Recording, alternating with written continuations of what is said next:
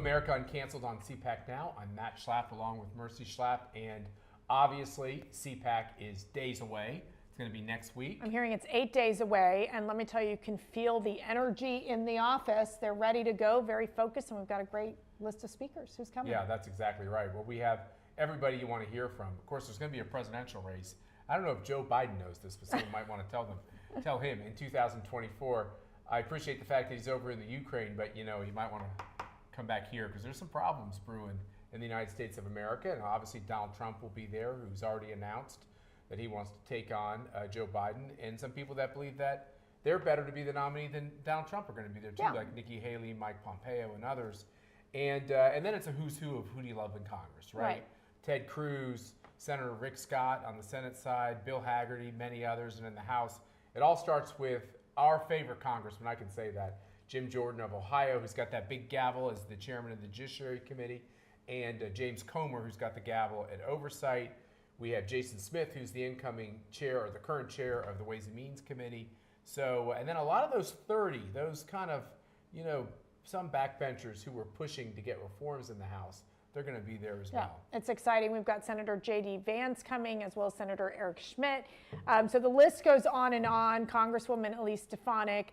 And I got to tell you, Matt, what do you think is going to be different about this Cpac here, since we're back in the swamp, which was not people wanted to take it back to Florida, but obviously we had to do some changes and do it here.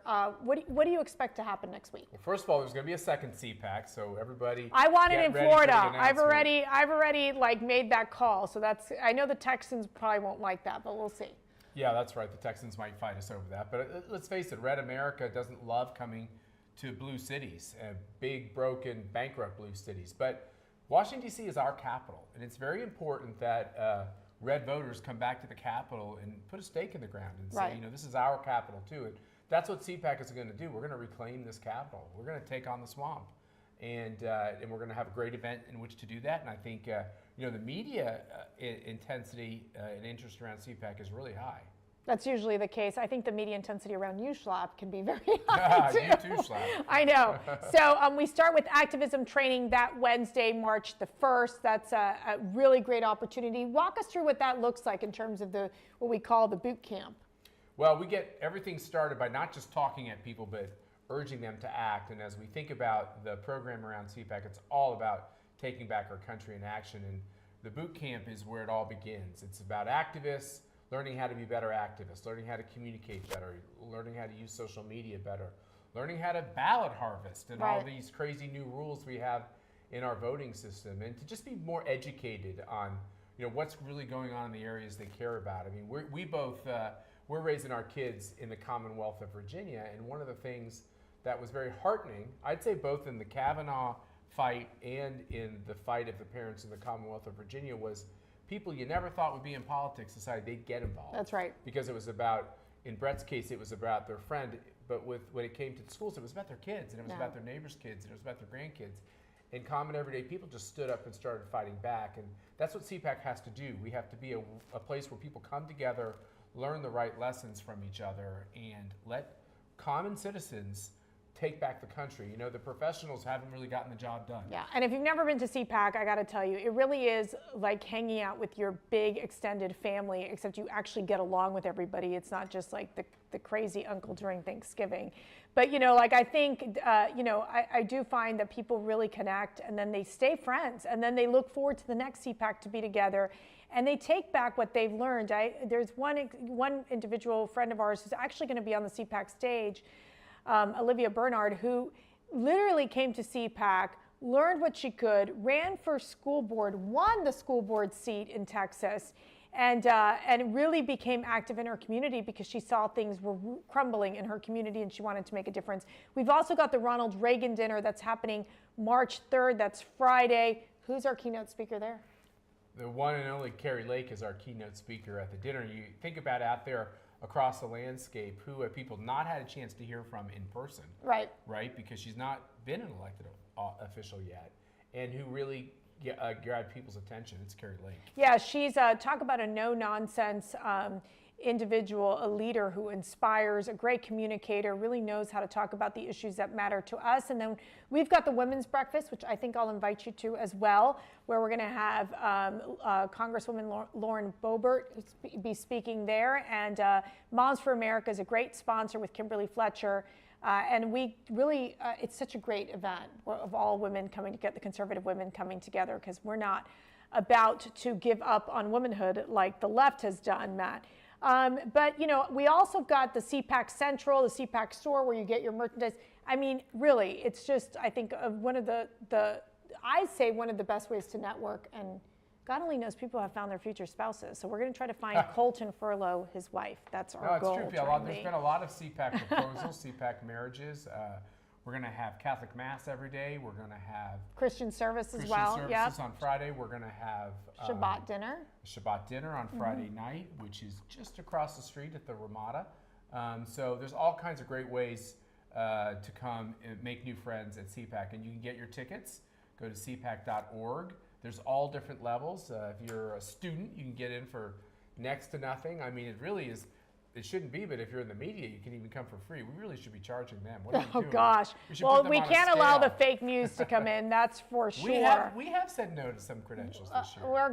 We need to. We need to.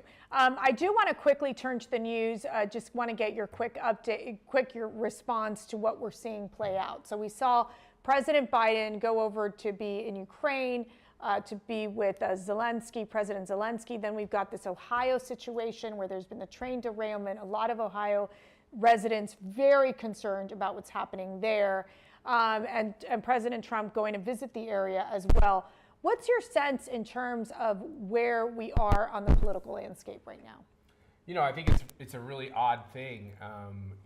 I like what the people in Europe are saying, most people in Europe are saying, which is, you know, Russia and Putin are clearly the aggressor. They're in the wrong. Right. Zelensky and Ukraine are in the right. No one is rooting on Putin or Russian expansionism.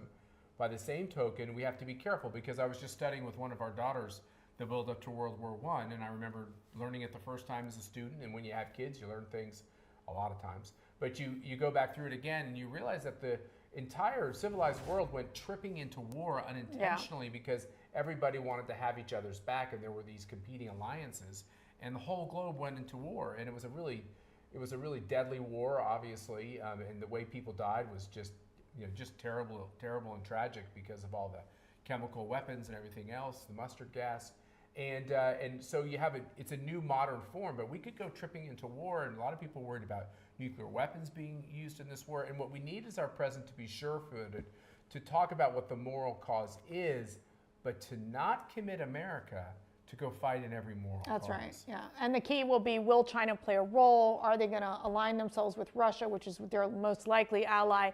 That produces, a lot of complications in terms of moving into World War III, something that obviously is of great concern. I think when it comes to this Ohio situation, I think there's definitely a sense that Americans want to feel that they're being taken care of, that the government is really honed in on making sure that they're safe. These Ohio residents do not feel safe. You've seen Senator Pete Buttigieg basically trip over his own words, unable to really provide any guidance on this, and too late to respond. He took care of natural disasters in South Bend, Indiana, so he knows how to do this. You know, it might be helpful if they all went, and they really were candid with people about what the environmental exposure is and isn't. Right. Well, it's going to be interesting to watch. We're obviously keeping a close eye on what's happening in Ohio, and want to make sure that people are safe and know that the government can do what they can to help them out as well. But again, we hope to see you all at Cpac. I do want to leave you with this great video of Cpac to get you all pumped up for next week. We can't wait to see you there. It's going to be amazing. It's the truth. And thank you all for watching. Remember, we have expanded to the podcast world, and you can listen to America Uncanceled with Matt and Mercedes Schlapp wherever you get your podcast. And get your tickets for Cpac March 1st through the 4th. Go to cpac.org/DC now. Guess what? Today's Cpac is the biggest and best we've ever seen. Folks, we are making a difference Well, it's that time of year again, Cpac time. The Conservative Political Action Conference. It's an amazing conference, super amazing leadership team. The ACU's work's fantastic. They've made a real difference. It has been a gathering place for decades with presidents and lawmakers and pop culture figures. I'm reminded of the Reagan Revolution, and we're trying to light the match of that revolution again in a positive way. Quietly, mysteriously, the Republican Party has become the party of ideas. Cpac is crucial. It brings together not only prominent conservatives, but thousands and thousands of conservatives from all over the country. Fox, God love them, is televising this speech on the Fox News channel, which means, ladies and gentlemen, this is my first ever address to the nation. We are all endowed by our Creator with certain inalienable rights, among them life, liberty, freedom, and the pursuit of happiness. Those of you watching at home may wonder why this is being applauded. We conservatives think all three are under assault. You know, I first went to Cpac during the Reagan years, where Reagan was a conservative president, but Cpac was much to the right of even where President Reagan was. And now it is right in the center. It is the Republican Party. I actually started quite a while ago in Cpac, came here, probably made my first real political speech, and I enjoyed it so much that I came back for a second one, then a third, then I said, what the hell, let's run for president, right?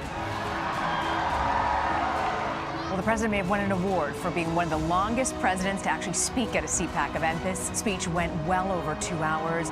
Donald Trump spoke at Cpac in Orlando, got 31 million views, more than the Grammys and the Academy Awards combined. It's wonderful to be back with so many great patriots, old friends, and brave, young conservatives. What a future you have. Cpac is not just a conference. It's marketing America.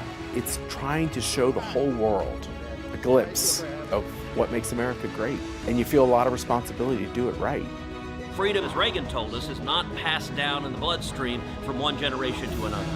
Freedom, instead, you gotta stand up, you gotta fight for it, you gotta defend it. I am with you. I will fight for you. If you ain't trying to hear nothing about no socialism and all that foolishness, you need to come here with other like-minded people that's talking about capitalism, that's talking about you being free. Our freedom, our people, our traditions, our families. But without freedom, none of it is possible. And that comes from the big guy, not the government. All these young people here, everywhere you look, there are groups of millennials who tell us they are dedicated to growing the conservative movement. The next generation is here, and it's going to be in the hands of the next generation. You're the activists, you're the people who move the movement. I say, bring it on. You've gotten coverage this year that I'm not sure I can recall ever you getting, so congratulations. Cpac, let me welcome you to the freest state in these United States. If Biden is dumping illegal aliens into Florida from the southern border, I'm rerouting them to Delaware.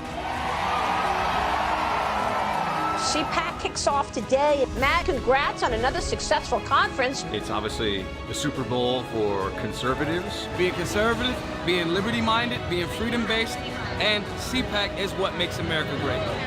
What makes America great is that someone like me can start on YouTube. Years later, be standing center stage at Cpac. We make Cpac Hungary great, and hopefully next year we would make it great again. We are honored to bring Cpac to Israel. We go to Brazil, we go to Australia, we go to Korea, we go to Japan. We go all over this world, and we're going to go all over the country. We are in Reno, Nevada for the first annual Cpac West. We're really excited about it. We've been going on the road to all these important states. Just came from Minnesota. Hello, Patriots! Some of the most conservative voices in national politics are in Memphis tonight. The American Conservative Union is here. Cpac, Pennsylvania. Welcome, everyone, to another episode of Cpac Live. We are driving around Kansas. So this is what we call our date. When we go out and travel together, we're here to defend and fight for America. Cpac, North Carolina, what do you think? Welcome to North Carolina officially. The whole idea is to help America.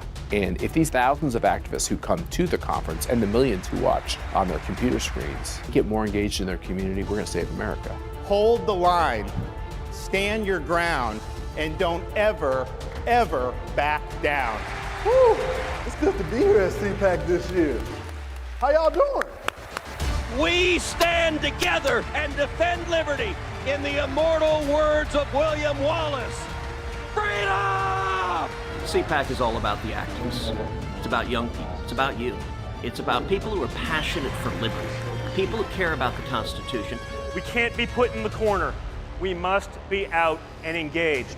And that's where you guys come in. This just in, CBS News projects Republicans have won a majority of the House of Representatives. Cpac is obviously that perfect place to bring the whole family together. We are in danger of losing everything our founding fathers considered important. And if we don't get started with people like the ACU, we're never going to win. You all are the freedom fighters of today. You all are like our founding fathers of yesterday that understand what's at stake. Let us make that choice to be one nation under God.